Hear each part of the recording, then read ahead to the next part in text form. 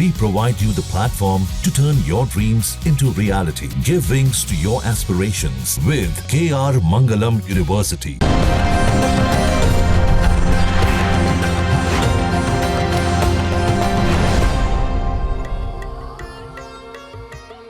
कर्पूर गौरम करुणावतारम संसार सारम भुजगेंद्रहारम सदा बसंतम हृदयारविंदे भवम भवानी सहितम नमामि।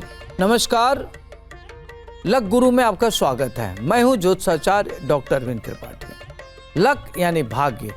भाग्य सर्वदा हमारे जीवन को प्रभावित करता है, कभी अनुकूल रूप में तो कभी प्रतिकूल रूप में, तो कभी चुनौतियों के रूप में।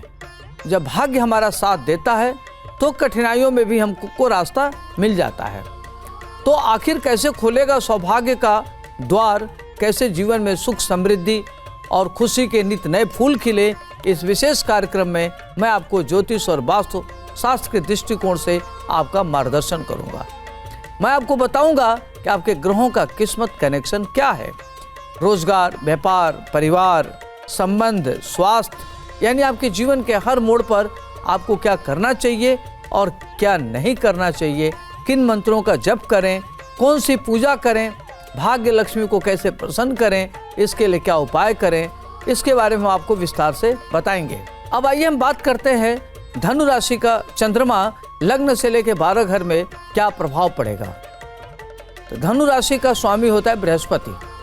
बृहस्पति के घर में चंद्रमा, तो बृहस्पति और चंद्रमा की युति गज केसरी योग बना देता है।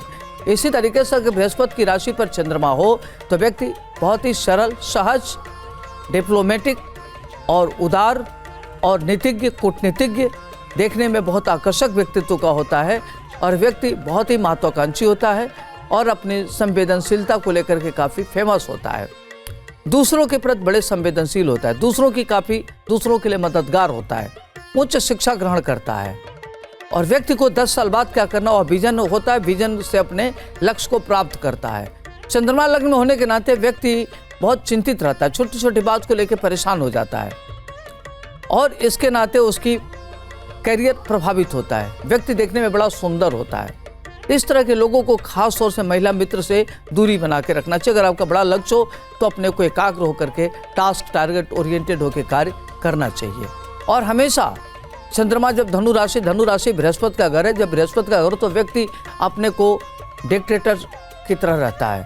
वो किसी का अधीनता स्वीकार नहीं करता, किसी की बात से कन्विंस नहीं होता, अपने को बहुत ज़्यादा एक्स्ट्रा स्मार्ट और एक्स्ट्रा इंटेलिजेंट समझता है। तो ऐसे लोगों को जितना बैलेंस रहेंगे उतना अच्छा रहेगा। अगर जहाँ इनकी बैलेंस नहीं रहा तो इनको काफ़ी दिक्कतों का सामना करना पड़ता है। कई बार ग्रहों की स्थिति थोड़ा सा अगर ठीक नहीं है और ये चाह रहे हैं कि करना, तो इनको ज़्यादा तौर से डिरेल होते हुए देखा गया है। और ग्रहों की पोजीशन बहुत अच्छी है तो इस तरह के लोग देश विदेश की यात्रा करते हैं, बड़े लेवल पर उच्च पद को प्राप्त करने वाले होते हैं, सरकार में महत्वपूर्ण पद प्राप्त करते हैं। प्रशासन में अगर सूर्य बृहस्पति हो तो व्यक्ति न्यायाधीश होते हुए देखा गया है। तो धनु राशि का चंद्रमा लग्न में बहुत महत्वपूर्ण होता है, लेकिन आपको कॉन्सेंट्रेट रहना है, बड़ों की बात मानना है और बड़ों की बात को डिसओबे नहीं करना है। अब आइए हम बात करते हैं धनु राशि का चंद्रमा अगर द्वितीय भाव में हो तो क्या होगा। द्वितीय भाव बृहस्पति का घर। बृहस्पति अध्यात्म का, गुरुता का, इंट्यूशन का कारक होता है और द्वितीय भाव खासतौर से नेत्र का, परिवार का और एक्स्ट्रा करिकुलर का भी कारक होता है। तो इसमें इस तरह के लोग एक्स्ट्रा ऑर्डिनरी होते हैं, मल्टी डायमेंशनल क्षेत्र में कार्य करने वाले होते हैं, विविध प्रकार के स्रोत से धन अर्जित करते हैं, उनको आत्मज्ञान बहुत होता है, आकल्ट साइंस में उनकी रुचि होती है।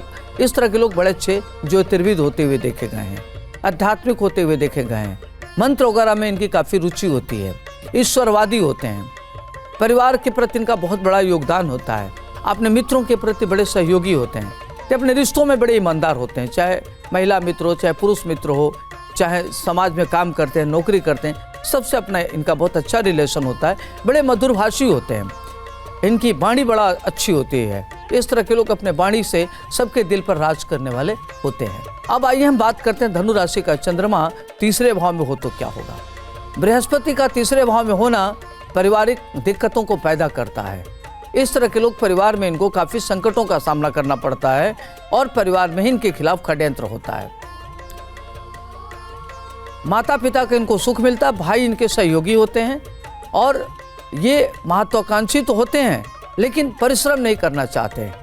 तो आगे बढ़ने के लिए परिश्रम की जरूरत होती है। ये परिश्रम से जी चुराते हैं, आज नहीं कल, कल नहीं कल, इसी पर लगे रहते हैं।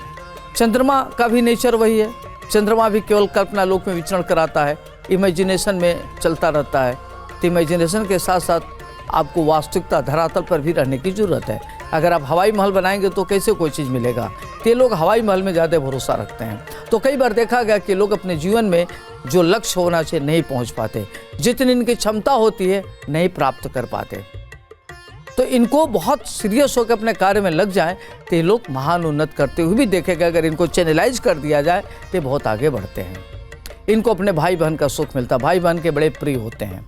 अब आइए हम बात करते हैं धनु राशि का चंद्रमा का चतुर्थ भाव में हो तो क्या होगा। चतुर्थ भाव माता का भाव होता है। भृत्य, भृत्य मैंने होता है नौकर, नौकर का भाव होता है। गाड़ी, चतुष्पद वाहन, भूमि, भवन, भवन घर का होता है। भूमि, प्रॉपर्टी, रियल एस्टेट, कृषि भूमि का घर होता है। माता का कारक बृहस्पति मातृ कारक होता है, माता की भूमिका गुरु की तरह होता है। तो इस तरह के बच्चों को जो जिनका धनु राशि का चंद्रमा चतुर्थ भाव में हो, उनकी माँ इनके लिए गुरु की भूमिका में होती है। माँ के द्वारा काफ़ी आगे बढ़ते हैं, माँ से बहुत इन्फ्लुएंस रहते हैं। पिता से इनके अच्छे रिलेशन नहीं होते, पिता से इनके हमेशा वाद विवाद होते रहते हैं। 36 का आंकड़े रहते हैं।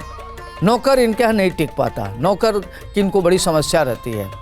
अस्थायी रूप से नौकर इनके यहाँ लंबे दिन तक नहीं रह पाते, बड़े परेशान रहते हैं कि हम क्या करें। नौकर के अभाव में इनका काम रुक जाता है। सब कुछ होता है, सुख के संसाधन होते हैं लेकिन नौकर, गाड़ी, गाड़ी अगर होता गाड़ी में चोट चपेट लग सकती है। गाड़ी से इनको कई प्रकार की घटना दुर्घटना भी होती रहती है। तो देखा जाए तो चौथा भाव माता का सुख, गाड़ी का सुख, नौकर का सुख, ये नॉर्मल हम बहुत अच्छा एक्स्ट्राऑर्डिनरी नहीं कर सकते, लेकिन ये जीवन में महान उन्नत करते हैं, उच्च पद प्राप्त करते हैं, शासन में बड़े पद को प्राप्त करते हैं। राजनीतिक महत्वाकांक्षा इनकी पूर्ण होती है। इनको प्रोफेसर होते हुए देखा गया, वाइस चांसलर होते हुए देखा गया है। एजुकेशन के फील्ड में बड़े लेवल पर काम करते हैं और समाज में बड़े लोकप्रिय होते हैं, ख्यातिलब्ध होते हैं।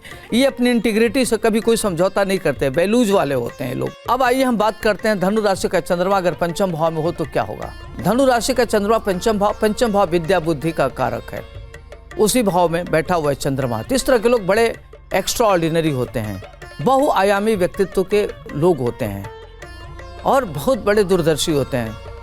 दूरदर्शिता में रह करके अपना काफ़ी आगे बढ़ते हैं, इंटेलेक्चुअल होते हैं और मौलिकता के दम पर काफ़ी धन अर्जित करते हैं, अपनी स्किल के द्वारा धन अर्जित करते हैं। बातें बड़ी अच्छी करते हैं, मधुरभाषी होते हैं, संतानें इनकी बहुत अच्छी होती हैं, इनका इंट्यूशन बहुत अच्छा होता है, सिक्स सेंस इनका बहुत अच्छा होता है, आध्यात्मिक कृपा इनके ऊपर बनी रहती है और इनके पूर्वजन्म बड़े अच्छे होते हैं। तो इस तरह के लोग महान उन्नत करते हैं, इनकी पढ़ाई लिखाई करियर बहुत अच्छा होता है, अच्छे संततियों के पिता कहलाते हैं। और चंद्रमा होने के नाते व्यक्ति शिक्षा में, मेडिकल में, टेक्नोलॉजी में, आर्किटेक्ट में इस तरह के काम करते हुए देखते हैं और इनकी संतानें बड़ी ओबीडियंट होती हैं, आज्ञाकारी होते हैं, संतान सुख इनको मिलते हुए देखा गया है। जहाँ भक्ति है हर शब्द में, कथाओं में छिपे हैं दिव्य रहस्य और ज्योतिष देता है जीवन को दिशा। धर्म से जुड़ी हर बातों को जानने के लिए हमारे चैनल स्तुति को सब्सक्राइब करें। चैनल पर जाने के लिए इस लिंक पर क्लिक करें।